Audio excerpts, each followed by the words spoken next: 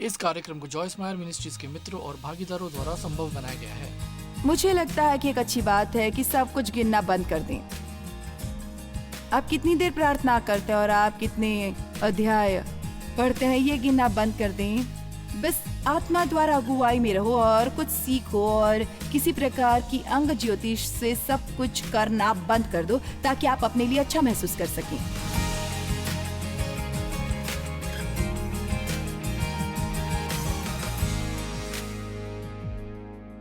मैं आपको गलतियों की पुस्तक के पहले 3 अध्याय सिखाने वाली हूँ और इसमें हम अपना समय लगाने वाले हैं। आप एक अच्छे बाइबल विद्यार्थी बनने जा रहे हैं। आप बहुत से अच्छे विषय सीखने वाले हैं और उम्मीद है कि मैं परमेश्वर के अनुग्रह से आपको ये समझने में मदद करूंगी कि नए नियम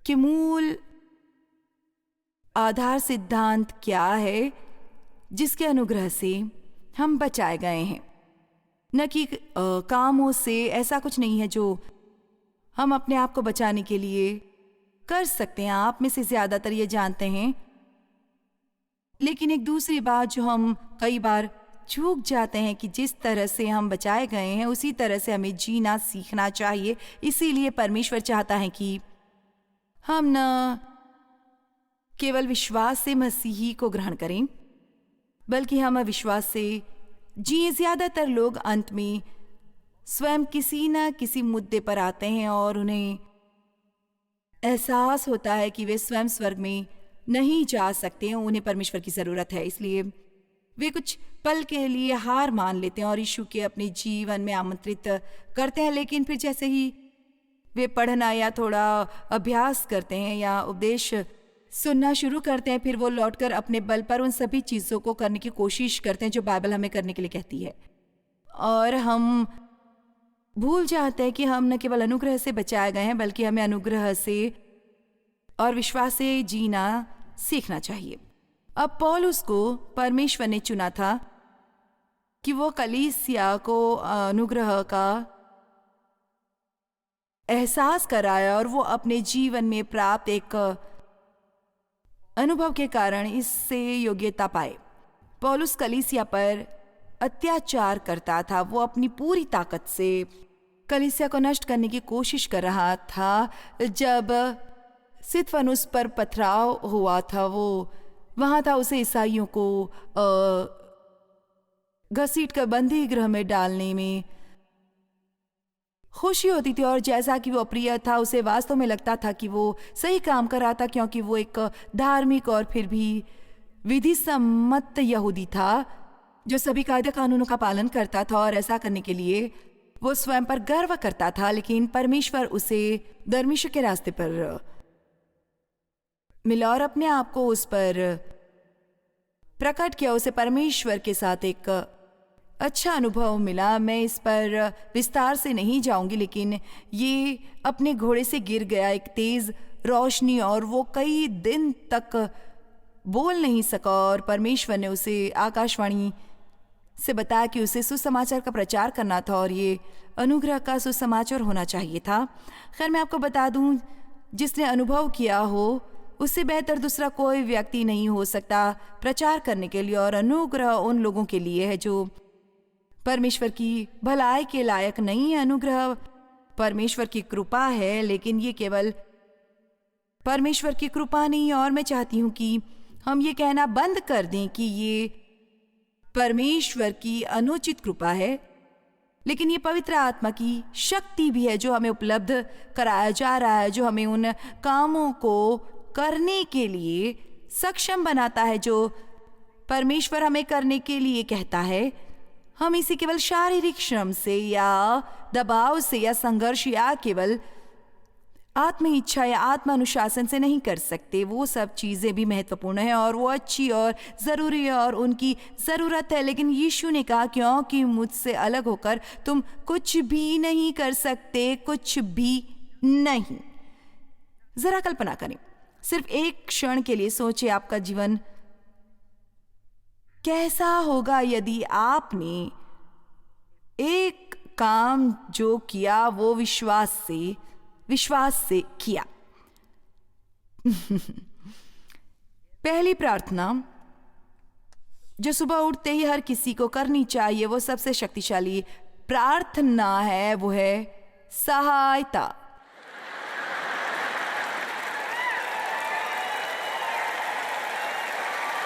आमीन। क्योंकि मैं आपको बताऊं, क्या हमारे जीवन में ऐसा कुछ भी नहीं जिसमें हमें मदद की जरूरत नहीं। सब कुछ, हमें हर चीज में मदद चाहिए, और इसलिए मैं दिन भर ये कहने की आदत बना लेती हूँ, यीशु मेरी मदद कर, मेरी मदद कर, मदद कर, मदद कर, मदद कर।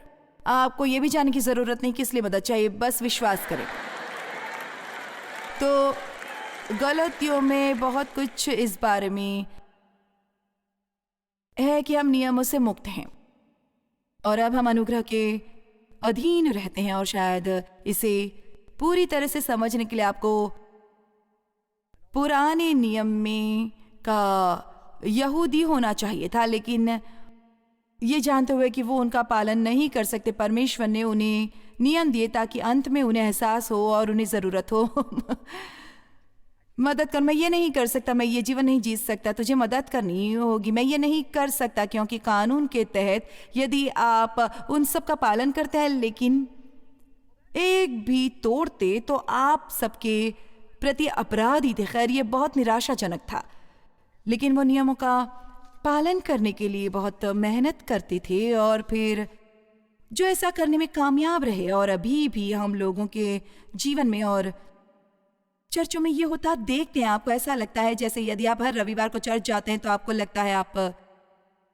उससे बेहतर है। यदि आप बाइबल किसी से ज़्यादा पढ़ते हैं तो आपको लगता है कि आप ज़्यादा अच्छे हैं। और हमें इस आध्यात्मिक गर्व के बारे में बहुत सावधान रहना चाहिए, क्योंकि मुझे नहीं लगता कि ऐसा कुछ परमेश्वर के लिए ज़्यादा घृणास्पद है। हमारा ये सोचना कि हम किसी और से बेहतर हैं, क्योंकि हम जो कुछ करते हैं वास्तव में उसे करने के लिए परमेश्वर हमें अनुग्रह दे रहे हैं, लेकिन हम बेवकूफ़ों की तरह उसका श्रेय ले रहे हैं। यह गलत है। आमीन। और ये हमें बहुत मुसीबत में डाल देता है। अब एक बहुत अच्छा विस्तार है, मैं नहीं जानती हम इसे ग्रेस मूवमेंट कहेंगे, लेकिन पिछले 2 या 3 साल से चर्च में अनुग्रह पर सिखाने पर जोर है। और यदि आप चर्च के इतिहास का अध्ययन करेंगे तो पाएंगे कि अलग अलग समय पर अलग अलग बातों पर जोर है। और ये अच्छा है, क्योंकि चाहे हम किसी चीज़ में कितने भी मजबूत हों, हम किस तरह से इसे अपने जीवन में लोप होने दे सकते हैं और फिर परमेश्वर को वापस आकर हमें एक रिफ्रेशर कोर्स करवाना हो। लेकिन सब कुछ जो अच्छा है वो हमेशा अच्छा नहीं रहता है। ऐसा लगता है जैसे ईसाई होने के नाते हम नहीं जानते कि खाई से बाहर कैसे आए। सालों पहले आपके पास पवित्रता का आंदोलन था और वो अद्भुत था। लोग पवित्र जीवन जी रहे थे, लेकिन फिर वो रेखा को लांघ कर किसी और जगह चले गए। फिर अचानक वो कुछ नहीं कर सकते थे। आप श्रृंगार नहीं कर सकते, आप बाल नहीं कटवा सकते, आप ये नहीं कर सकते, आप वो नहीं कर सकते, आप मूवी नहीं देख सकते, आप वो नहीं कर सकते, आप नहीं कर सकते। ये सब कौन बनाता है? मेरा मतलब है बहुत से जवान लोग, शायद आप में से कुछ इस तरह चर्चों में विकसित हुए हैं। ये वास्तव में आपको परमेश्वर की ओर करने की बजाय आप उनके विरुद्ध हो जाते हैं। ऐसा कर रहे हैं क्योंकि आपको ऐसा लगता है कि ईसाई होने के नाते आप कभी अपने पूरे जीवन में मज़े नहीं कर सकते। पीछे 60 और 70 के दशक में वचन और फेथ मूवमेंट ने समृद्धि के बारे में बहुत कुछ सिखाया। इसके लिए मैं परमेश्वर का धन्यवाद करती हूँ। परमेश्वर ने तब मेरे जीवन को शक्तिशाली तरीके से छुआ, क्योंकि मैं जानती थी मुझे अनुग्रह से बचाया गया था, लेकिन मैं केवल उद्धार के अलावा और किसी चीज़ के लिए अपने विश्वास का उपयोग करने के बारे में कुछ भी नहीं जानती थी। और विश्वास कुछ ऐसा है जो परमेश्वर आपको देता है, जैसे आपको अपने जीवन में उपयोग करने और जारी करने की ज़रूरत है। ये एक शक्तिशाली बल है, लेकिन ये केवल स्वचालित नहीं। आप अपना भरोसा परमेश्वर में रखें, आप अपना विश्वास उसमें रख सकते हैं।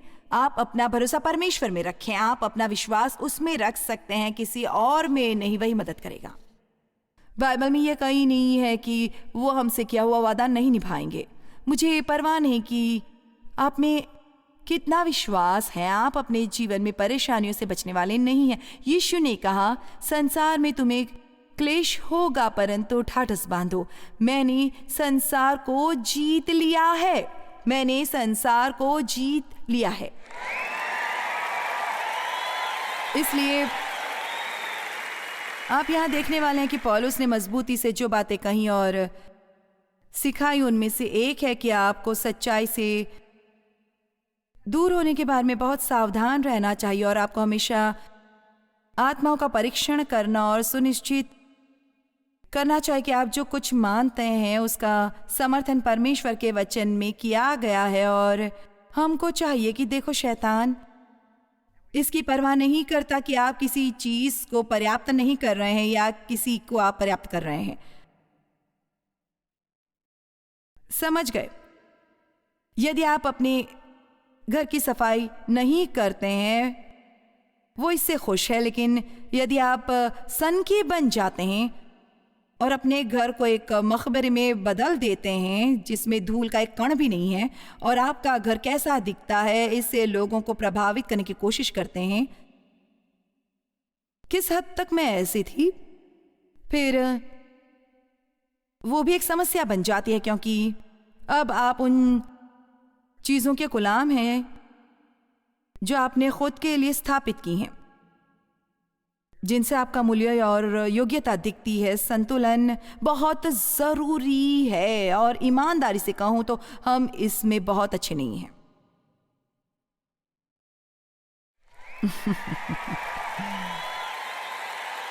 आमीन। तो यहां मुझे पढ़ना शुरू करना चाहिए, लेकिन मैं ये कहना चाहती हूं कि हमें कानून से मुक्त कर दिया गया है। परमेश्वर का धन्यवाद, हमें कानून से मुक्त कर दिया गया है। और आप अनुग्रह की शिक्षा जो हम सुन रहे हैं वो बहुत स्पष्ट है, हमें कानून से मुक्त कर दिया गया है। हम मुक्त हैं पुराने नियम के निष्कर्ष, और अब हमारी परमेश्वर के साथ एक नई वाचा है, ये अनुग्रह की वाचा है। लेकिन यहाँ एक बात है कि हम, और ये नहीं कह रहे कि लोग नहीं हैं, कुछ लोग ये सिखा रहे हैं, लेकिन कुछ लोग बस संतुलन से बाहर हो रहे हैं और अनुग्रह एक आलसी जीवन जीने और उससे बच निकलने का बहाना नहीं है। पाप में न रहने की शक्ति है अनुग्रह, ये नहीं है कि ये एक बहाना नहीं है और केवल एक रवैया कि परमेश्वर इसे नजरअंदाज कर देंगे क्योंकि वो बहुत दयालु हैं। हम बाइबल में उन कानूनों से मुक्त हो गए हैं जो इन चीजों को समाविष्ट करते हैं, जिन्हें हम औपचारिक कानून कहते हैं। निम्नलिखित नियमों और अधिनियमों से मुक्त हैं और निश्चित दिनों और दावत के दिनों या सम्मान करना और खाने के बारे में नियम, कपड़ों के बारे में नियम, कौन से कपड़े आप पहनेंगे, कौन से नहीं पहनेंगे, आप क्या खा सकते, आप क्या नहीं खा सकते, और वही सब चीज़ें। मुझे समझे, लेकिन हम नैतिक नियमों से मुक्त नहीं हुए हैं। 10 आज्ञाएं आज भी उतनी ही अनमोल हैं जैसी तब थी उस वक्त, उतनी ही आज भी हैं। आइए भी एक बार मैंने किसी को कहती सुना कि आप कल्पना कर सकते हैं कि कोई बड़ा होकर 10 आज्ञाएं सिखाएगा। मैंने ठीक से सोचा, हाँ, मुझे स्वयं ऐसा करना पसंद है। यह ऐसा है जैसे वो गए नहीं हैं। ये एक नई आजादी है। जैसा कि आप जानते हैं, मैं जरूरी नहीं समझती कि आप हर रविवार को पूरा दिन घर पर बैठे रहें और तो कुछ ना करें, लेकिन मुझे ये लगता है कि अगर आप सख्त को आराम नहीं करते और सप्ताह के अंत में आप टूट जाते हैं तो ये भी गलत है। हमें आराम की भी ज़रूरत है। मैं ये केवल सप्ताह के एक दिन करती हूँ, मैं तो हमेशा करती हूँ, जैसा मुझे करना है वैसा करती हूँ। आमीन। तो अनुग्रह में हमारे जीवन में उच्च नैतिक मापदंड न होने का बहाना नहीं देता है। वास्तव में अनुग्रह हमसे कानून से ज्यादा करने की अपेक्षा करता है। और मैं आपको कुछ उदाहरण दूंगी। यीशु ने कहा, आज्ञाओं में कहा गया है तू व्यभिचार मत करना, लेकिन उसने कहा परंतु मैं तुझसे कहता हूं कि यदि तू किसी स्त्री पर दृष्टि डाले, यदि कोई ऐसी स्त्री पर कुदृष्टि डाले, वो अपने मन में उससे व्यभिचार कर चुका होगा। इसलिए उसने इसे हमारे लिए आसान नहीं बनाया उसने हमारे लिए मुश्किल बना दिया। लेकिन उसने कहा मैं तुम्हें अनुग्रह देता हूं जो तुम्हें ऐसा करने से सक्षम बनाएगा। मैं तुम्हें शक्ति दूंगा कि तुम इसे करने में सक्षम हो। देखो, वो कानून के तहत अच्छा बनने की कोशिश कर रहे थे, लेकिन ये सब उन पर था। इसलिए यदि वे अच्छे थे तो वो अपने लिए अच्छा महसूस करते थे, और यदि वे अच्छे नहीं थे तो वे अपराधी महसूस करते थे। वो हमेशा कुर्बानियां देते थे। लेकिन कानून कहता है आंख के बदले आंख और दांत के बदले दांत। लेकिन यीशु ने कहा परंतु मैं तुमसे कहता हूं कि अपने बैरियों से प्रेम रखो और अपने सताने वालों को, गाली देने वालों को कभी बुरा भला मत कहो, उनके लिए प्रार्थना करो। मैं जानती हूं आप क्या चाहते हैं। अब मलाकी में यह लिखा है, यदि तुम सारा दशमांश भंडार में नहीं लाते हो तो तुम शापित होगे। मैं नहीं मानती कि परमेश्वर लोगों को श्राप देता है, क्योंकि यीशु ने श्राप को सह लिया। लेकिन मुझे लगता है कि बहुत बार यदि हम इस सिद्धांतों का पालन नहीं करते तो हम जीवन आशीर्वादों से खो देते हैं। और मेरे हिसाब से यदि वो कानून के तहत 10% दे सकते हैं तो हमें अनुग्रह से क्या करना चाहिए। हाँ, ये भी आपको शायद अच्छा न लगे, आप अभी तक 10% के करीब भी नहीं पहुंचे हैं। देखा, बाइबल में आप जानते हैं नए नियम में दशमांश शब्द का प्रयोग ज्यादा नहीं किया गया है। वो बताता है कि मलीकी सिदक कैसे दशमांश लाया था, और मेरा मानना है कि ये आज भी मान्य है। मेरा मतलब है कि आप जानते हैं कि नियमों के दिए जाने से बहुत पहले से अब्राहम दशमांश देता था। मैं सहमत नहीं हूं कि अभी भी ऐसा कुछ नहीं है जो हमें करना चाहिए, लेकिन मुझे नहीं लगता कि यदि आप नहीं करते तो आप स्वर्ग से बाहर रहने वाले हैं। मुझे नहीं लगता कि यदि आप नहीं करते हैं तो परमेश्वर आप पर गुस्सा होने वाले हैं। मुझे नहीं लगता, पर आपको यह करना चाहिए। और इसीलिए यहां नए नियमों में उदार बनो शब्द का उपयोग होता है। ठीक है, आप जानते हैं उदार शब्द का मतलब क्या है? जरूरत से ज्यादा करना। आप देखें, पुराने नियम में 10% की जरूरत थी, लेकिन अब पौलुस कहता है उदार बनो। और आप जानते हैं इस शब्द का उपयोग उसने क्यों किया? क्योंकि वो अन्य जातियों से बात कर रहा था जो दशमांश शब्द नहीं समझते थे, और इसलिए उसने कहा उदार बनो और दो, और अपनी समर्थ से बढ़कर दो, लोगों की मदद करो। आपके पास जो कुछ है उसे लोगों के साथ बांटो। उसने कहीं 10% के बारे में नहीं कहा। मुझे ऐसा लगता है जैसे सब कुछ परमेश्वर के लिए उपलब्ध होना चाहिए। मेरा मतलब है प्रेरितों के काम पुस्तक में लोगों ने अपनी संपत्तियां बेच दी और वे सब कुछ लेकर आए। उन सब में समानता थी और सभी समान रूप से साझा करते थे। इसलिए मेरा मतलब है यदि आप अपना पैसा रखना चाहते हैं तो बेहतर है आप कानून के ऊपर रहें बजाय यीशु के साथ गड़बड़ करने के, क्योंकि जब आप उसके साथ जुड़ जाते हैं तो मैं आपको बता दूं, ये कोई पर्स में छिपा हुआ पैसा नहीं। परमेश्वर जानता है सब कहां पर है, और कभी कभी वो आपसे कहेगा उसे बाहर निकालो और दे दो, शायद किसी और को उससे ज्यादा फायदा हो। आइए भी आपके मेरे साथ हैं। असल में हमें ऑफिस के किसी ने फोन किया और उन्होंने कहा मुझे प्रश्न पूछना है। मेरे कुछ दोस्त हैं जो वास्तव में अवैध कामों में लगे हैं, लेकिन वे बहुत पैसा कमा रहे हैं और वो हमेशा चर्च जाते हैं और उन्हें लगता है कि वो पकड़े नहीं जा रहे हैं और परमेश्वर उन्हें आशीष दे रहा है, क्योंकि उनके अनुग्रह के कारण। आप इसके बारे में क्या कहते हैं? मुझे बहुत जोर से हंसी आई। मैंने कहा यह सबसे बेवकूफ़ी भरा प्रश्न है जो आज तक मुझे किसी ने पूछा है। अब मैंने उस व्यक्ति से ऐसा नहीं कहा, लेकिन जब आप ऑफिस में इस तरह की बातें सुनते हैं तो आपको बड़ा गुस्सा आता है।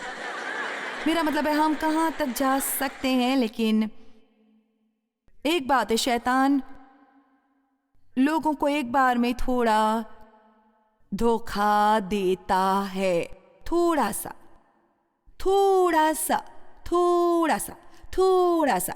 इसलिए हमें ये सुनिश्चित करना चाहिए कि हम जो विश्वास करते हैं वो परमेश्वर के वचन से सहमत है, और ये कि हम अपने अनुभव को चीजों का आधार नहीं बनाते हैं। अनुभव अनमोल है, लेकिन हम परमेश्वर के वचन और जीवन के अनुभवों से सीखते हैं।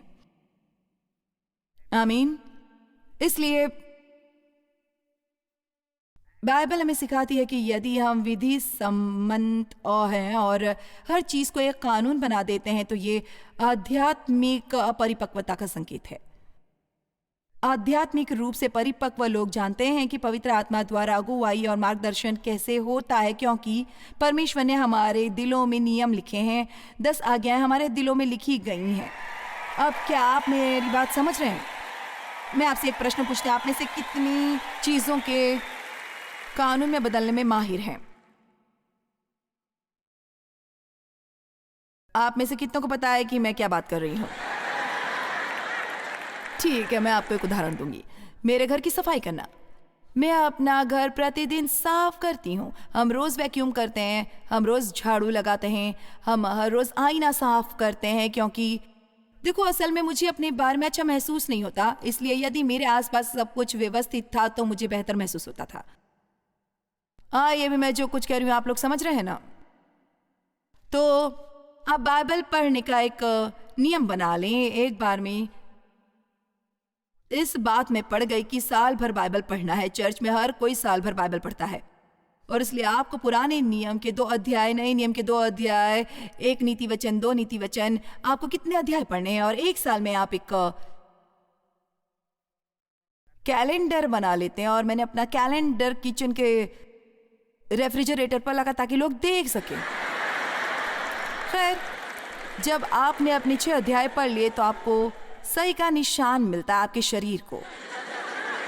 मेरा मतलब यदि आप विधि सम्मत हैं और आपको सुविचार अच्छे लगते हैं, कितनों को पसंद है, अच्छा ठीक है, इसमें कोई बुराई नहीं है, लेकिन यहाँ सूची में कुछ गलत हो सकता है। यदि आपकी सूची में सब कुछ जांचा हुआ न हो तो आप उस वजह से अपने बारे में निंदित या दोषी या बुरा महसूस करते हैं। अब ये केवल आपको अनुशासित रखने के लिए एक सूची नहीं रही, यह आपके नियम कानून है जिसका आपको हर रोज पालन करना है।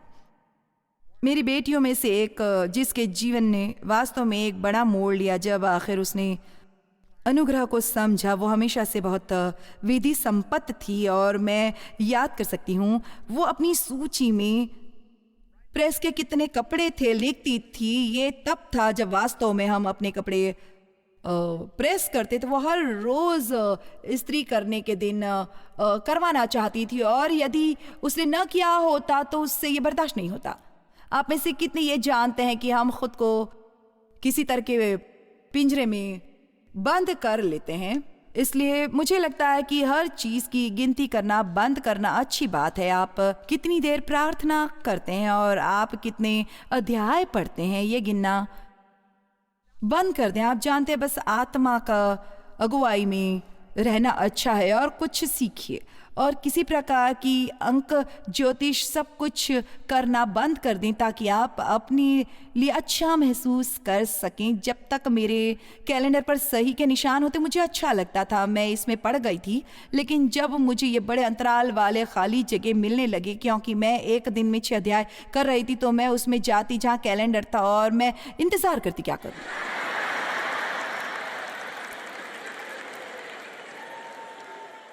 किसी समय में दिन में 1 घंटा प्रार्थना करने के बारे में मैं बहुत कुछ सिखाती थी। वचन में लिखा है कि यीशु ने अपने चेलों ने कहा, क्या तुम घड़ी भर भी मेरे साथ प्रार्थना न कर सके? इसलिए हर कोई दिन में 1 घंटा प्रार्थना करता था, और मैं आपको बताऊं ये ठीक 60 मिनट का था। इससे कोई फर्क नहीं पड़ता कि जो मैंने कहा उसका कुछ मतलब था, मेरे दिल से निकल रहा था। मैं आपको बताना चाहती हूँ, आप में से अधिकतर लोग जितना आप समझते हैं उससे कहीं ज्यादा विधि सम्मत है और यही कारण कि आप अपने जीवन का आनंद नहीं ले रहे हैं, क्योंकि कानून खुशी नहीं लाता, ये मृत्यु लाता है। हम परमेश्वर के अनुग्रह से बच गए हैं और हमें उसी अनुग्रह से जीना सीखने की जरूरत है। हम विश्वास में चलते हैं और हम जो भी करते हैं उसे करने के लिए परमेश्वर के अनुग्रह की मदद प्राप्त करते हैं।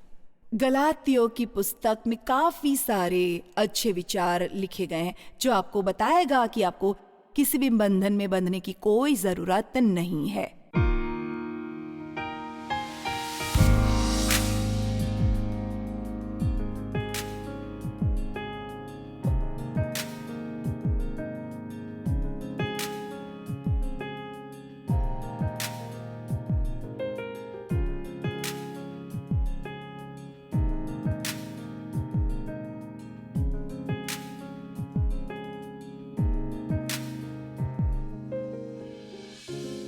इस कार्यक्रम को जॉयस मायर मिनिस्ट्रीज के मित्रों और भागीदारों द्वारा संभव बनाया गया है।